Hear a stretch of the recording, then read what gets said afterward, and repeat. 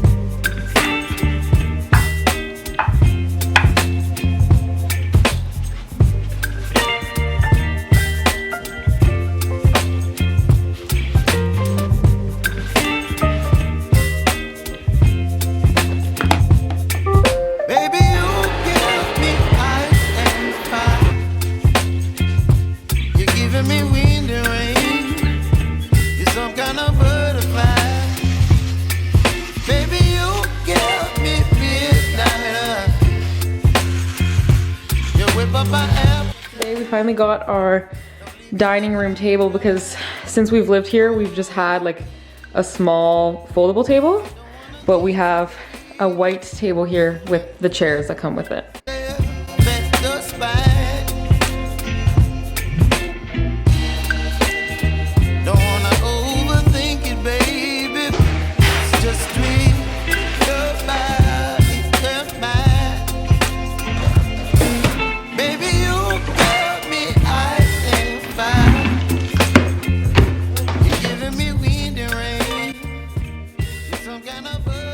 So this is how the table turned out. I think it's actually so nice. This table is actually from Amazon and so are the chairs. Bye!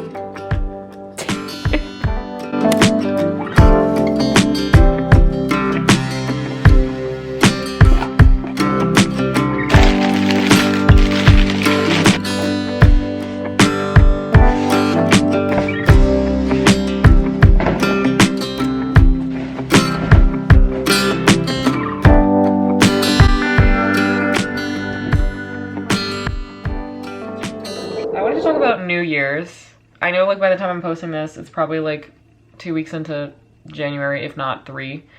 I feel like I always have such high expectations for New Year's. This year I just decided to stay in. There's always like this big hype behind New Year's and how it's like the best night of the year, whatever. Maybe not the best night, but like, you know, there's just a hype behind it. It's like Halloween, Christmas, there's always hype behind holidays. I was watching this YouTube video, it's also like a podcast. It's called What's the Juice? And they were talking about how New Year's isn't as good anywhere but New York because New York just knows how to do stuff.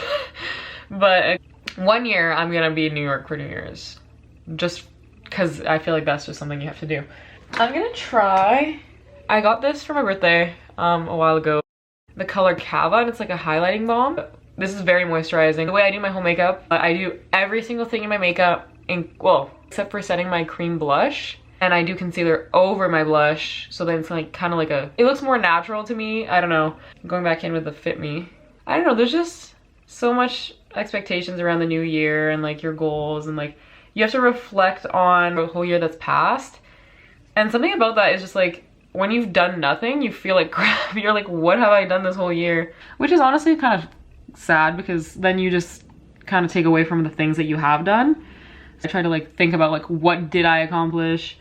And how do I avoid disappointment next year? Like, but everything's about growth. Like look how good that looks. I'm sorry, like,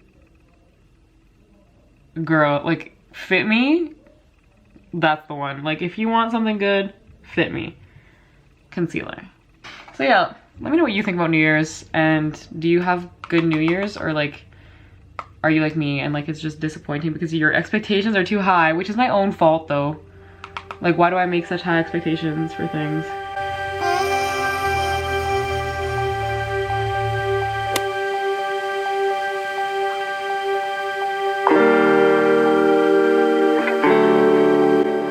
Hi, Babby. So one thing I love to do at the beginning of every year is make a vision board. I have made physical, like, paper vision boards before, but I usually like to make it on my MacBook now, and I just put it on my desktop. I find I just look at it the most.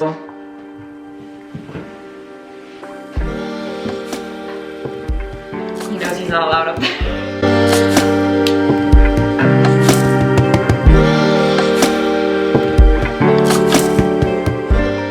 So once I'm done gathering pictures on Pinterest, I'll go on Google Slides and I'll lay out all the photos until I find a layout that I like. So this is how my vision board turned out. I think it's my favorite one I've ever done. I can't fit every picture I wanted to on it, but I wanted to keep it more minimal. And after this, I just set it as my desktop wallpaper.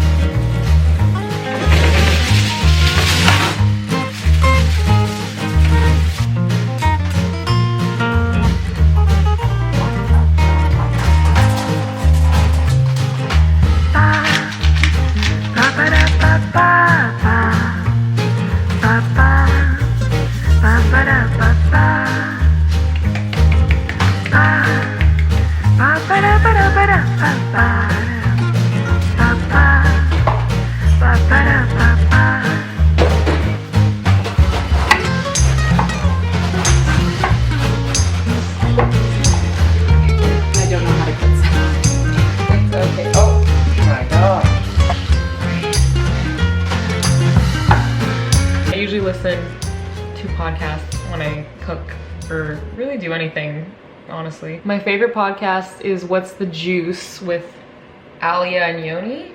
I've finished all their episodes so far, so I'm listening to Anything Goes.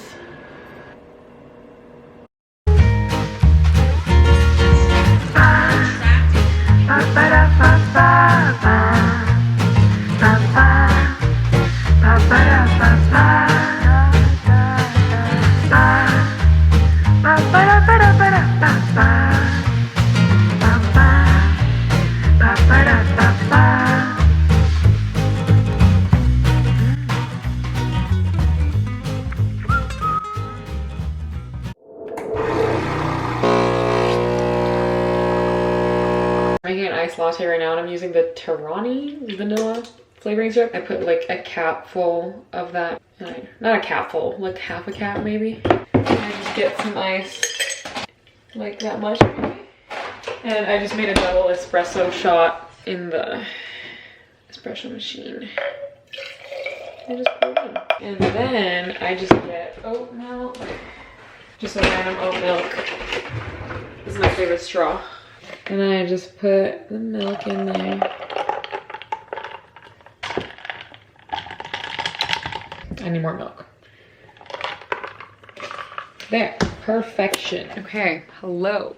So I thought since this is like a reset for 2023 and like basically setting new goals and reflecting on the last year, I was like, I should do a top books of 2022. I did top 6 books of 2022. I couldn't do 5 just because one of them I couldn't not put in it.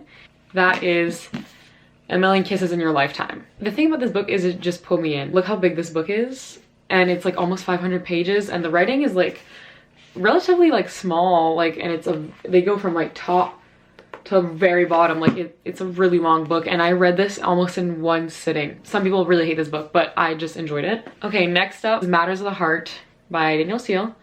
And if you like Endless Love, I know there's some controversy on Colleen Hoover, but if you like Endless Love, this is kind of a similar storyline, but it has Danielle Steele. If you've ever read Danielle Steele, she does like to give you a lot of detail for not necessarily any reason. Like half the detail could have just not been in here, but I just remember thinking like, wow, I had to put it in.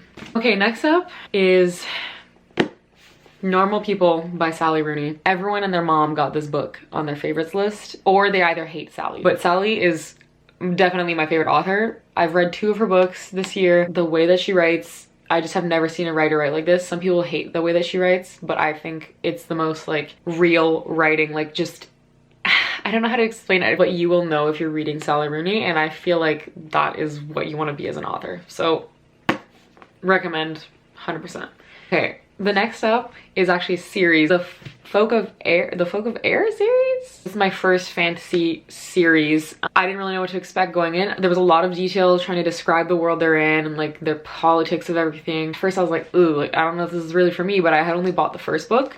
And the first half I'd say is pretty like slow, and I understand why people don't like this first book as much, but once you get to the second half, like, if you know, you know. Oh my god, there's this one scene I was like, yeah, I'm done for it. Like, I'm reading the whole series tonight. I ended up literally going to the bookstore and grabbing the 2 books the second I finished this book. And I finished these 2 books like within like 4 days, I think. So if you're not a romance girly, you probably won't like any of my ratings.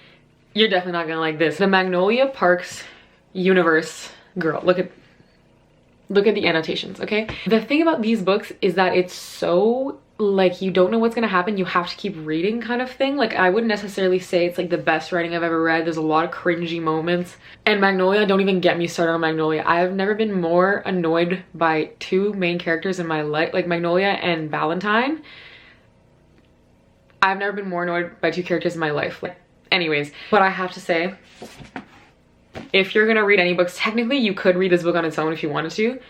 Daisy Hades?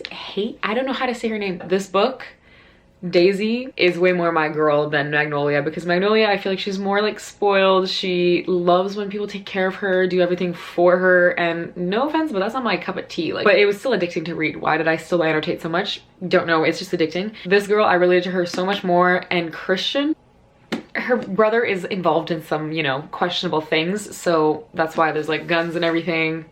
I don't know if they would call this mafia romance or what. I'll have to look that up. And the second book just came out, and I still have a couple books I have to read on my TBR, but I think I might finish my next book and buy the second book to this, because this girl, I need to know what happens. This is why it's my number 2, is because it's so addicting and I just want to know what happens. The last book is another romance, but this book, I have no words. This is The Things We Leave Unfinished by Rebecca Yarros. This book, okay, I don't know if I love, at first it took me a while to get into the alternating timelines between the couple in the past and then the couple in the present. I actually genuinely have never read a book that has actually shocked me with a plot twist in my life. Like, most books, I kind of see the plot twist coming. Maybe some people have seen the plot twist coming, but I did not at all. I actually, like, physically, like, my heart was hurting. Like, I don't know how to explain it. This book actually hurt my soul. Read this book if you want to like love a story but also hate it at the same time. But anyways, that's my top 6. Okay, so I have my latte. My cat's in the background there. I thought I would share some of my goals for the year. So I pretty much wrote some of my goals in just a journal, planner, whatever you want to write it in. I'll just say a couple of mine. One being, I've wanted to start a YouTube channel since I was like 12 years old, and on January 1st, 2023, I posted my first video. I was learning to edit for a while, so it took a while for me to actually get it out there because I wanted to edit it properly. Another thing I want to do is move my body every day, and if that's even like a 5-minute stretch, that is better than nothing. I also want to read maybe 50 books. I read 25 this year, so I feel like 50 is definitely possible. Hope you enjoyed this video, and hopefully you'll be seeing more of me and my cat Bob. Say bye, Bobby.